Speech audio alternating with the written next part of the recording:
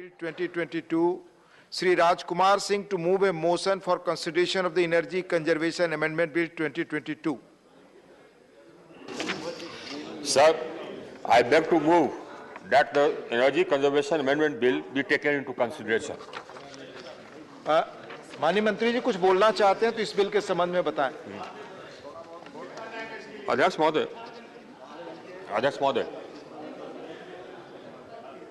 बीते कुछ दशकों से पर्यावरण की चिंता, पर्यावरण में डिटेरियोरेशन की चिंता पूरी दुनिया को सताती रही।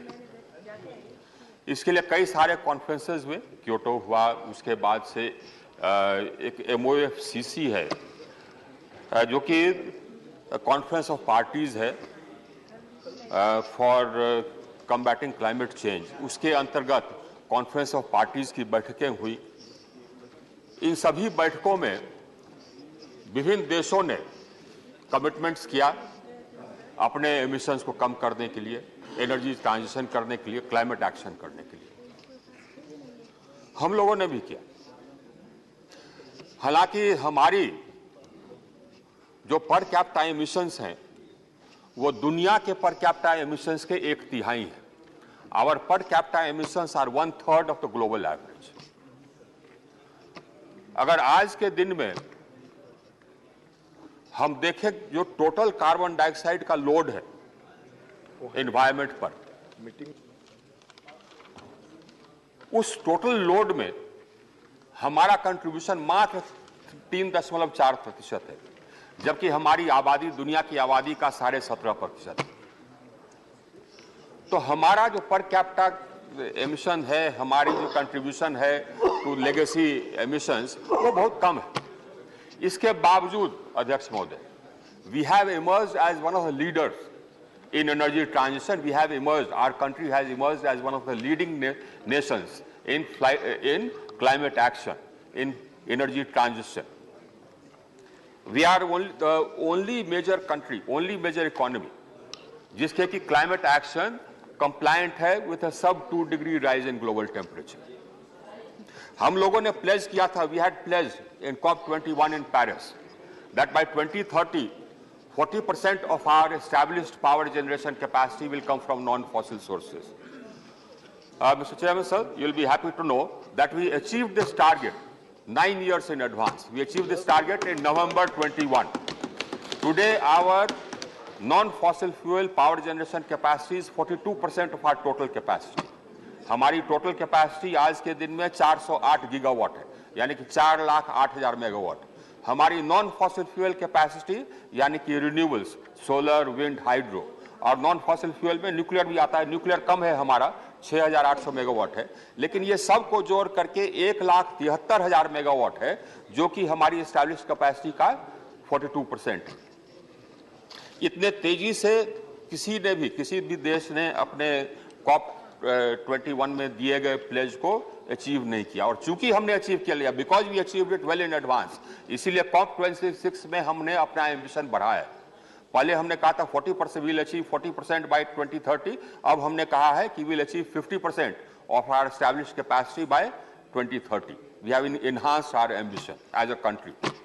इसी तरह से जो एमिशंस इंटेंसिटी फॉर इकोनॉमी है, हमने COP21 पेरिस में 2015 में प्लेज किया था that bye 2030 we'll reduce the emissions intensity for our economy by 33 to 35% by 2030. Now we've already achieved 30%. So we shall overachieve that as well. And that is why in COP26 in Glasgow, we again upped our ambition and we said that by 2030, we will achieve a reduction of 45% in our emissions intensity. So we are doing well. We are doing well. Despite the fact that our per capita emissions are so low. But that is because, we believe in the environment. Our government believes in the environment. In fact, as a civilization, we've always believed in the environment. As a civilization, we sort of venerate the trees, the water. We venerate nature. So it's in our blood. It's in our culture. So we venerate the environment. Now we want to carry this forward. This needs to be carried forward. Energy transition में जो ways of generating electricity है, उसको तो हमने change कर दिया. But that accounts for about 40% of the emissions. 40% जो emissions होता है वो power generation कारण होता है. That accounts for 40% of the emissions. But we have to address the other sectors which account for 60% of the emissions. Steel manufacturing, cement manufacturing, all these. Now these are called hard to abate sectors. Now the way to do this, one of course is to electrify the economy so that people move away from coke and coal to electricity, and the other of course to green the electricity. That is the strategy we are following. But we also have to change our feedstock from fossil to non-fossil. ये feedstock जो हम use करते हैं, for example, I'll give you an example. हमारे fertilizer manufacturing में ammonia की जरूरत होती है. अभी जो अमोनिया बनता है वो नेचुरल गैस से बनता है. तो अमोनिया बनाने के प्रोसेस में कार्बन डाइऑक्साइड एमिट होता है, कार्बन लोड बढ़ता है. हम जो पेट्रोलियम रिफाइनिंग करते हैं उसमें हाइड्रोजन का इस्तेमाल करते हैं. हाइड्रोजन का जो अभी मैन्युफैक्चरिंग होता है, हाइड्रोजन जो अभी बनता है वो भी नेचुरल गैस से बनता है, उसमें भी CO2 एमिट होता है. अगर हमको एनर्जी ट्रांजिशन करना है और हम लोगों ने प्लेज किया है that by 2070 we will be net zero and we shall achieve that pledge. Let me tell you this, I mean, we have achieved our targets in the past, we shall achieve our targets in the future as well. And we shall remain, we are a leader in energy transition. That's not only me saying it. I mean, the whole world says it. The Bloomberg called us the most attractive destination for investment in renewables. And, a body came out with a ranking of countries which are in the forefront of climate action. Now, we stand 5th in that. Now, ahead of us, there are just 4 countries, Denmark, Sweden, one Chile, and one other country. Only 4 countries, small economies. In the major economies, we are the first, insofar as, success in climate action. So we shall remain a leader. Now, in order to do that, I have brought these amendments. इसी के लिए हमने ये amendment लाया. अब जैसे कि हम petroleum refining में we use hydrogen drawn from natural gas.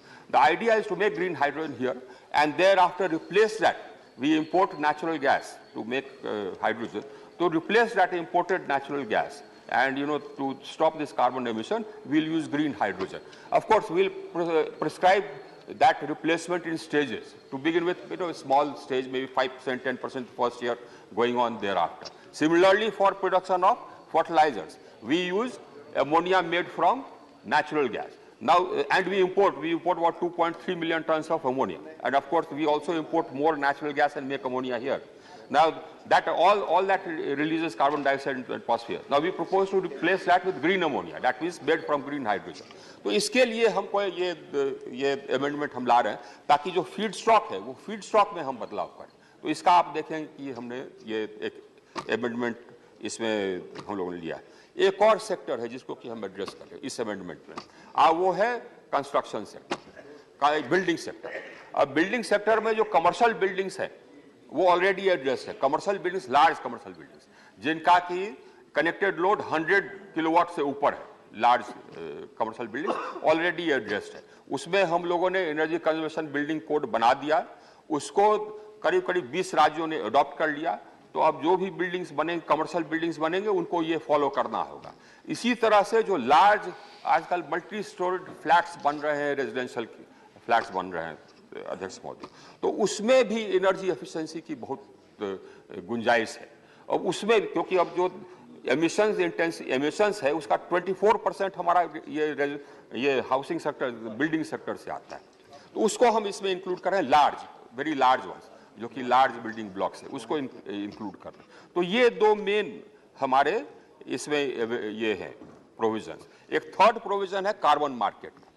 अभी एक तरह का कार्बन मार्केट हमारे यहाँ है, जैसे कि हमारे जो ये एमिशंस इंटेंसिटी को रिड्यूस करने के लिए हम लोगों ने एक स्कीम लाया, उसको कहते हैं परफॉर्म अचीव ट्रेड.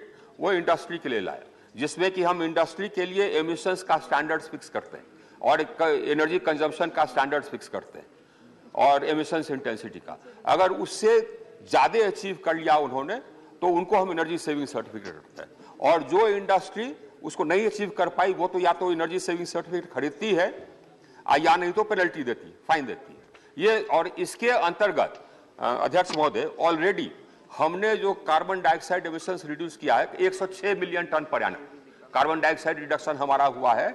सिर्फ 4 साइकिल ये हमने अभी एसेस किया, 4 साइकिल में हमारा इतना रिडक्शन हो गया CO2 एमिशंस पर एनम. अब उसको और एक हम रिन्यूएबल एनर्जी के लिए RECs देते हैं, इस सबको कंबाइन करके कार्बन क्रेडिट सिस्टम हम लाना चाहते हैं। दुनिया में आजकल एक कार्बन क्रेडिट, आजकल ही नहीं, क्योटो में एक कार्बन क्रेडिट सिस्टम लागू हुआ था जो कि चला 2020 तक। अब पेरिस में एक अलग कार्बन क्रेडिट सिस्टम का एक नींव रखा गया है, उसके नियम बने, तो उसके अंतर्गत 40 कार्बन क्रेडिट सिस्टम ऑलरेडी है दुनिया में, हम इसमें लगाना चाहते हैं कार्बन क्रेडिट सिस्टम, ताकि जिसको हम मैंडेट करें कि आप अपना कार्बन इंटेंसिटी रिड्यूस करेंगे, कार्बन डाइऑक्साइड का एमिशंस रिड्यूस करेंगे, मैंडेट करेंगे, उससे ज्यादा अगर रिडक्शन करता है तो उसको कार्बन क्रेडिट देंगे, जो कि सेलेबल होगा।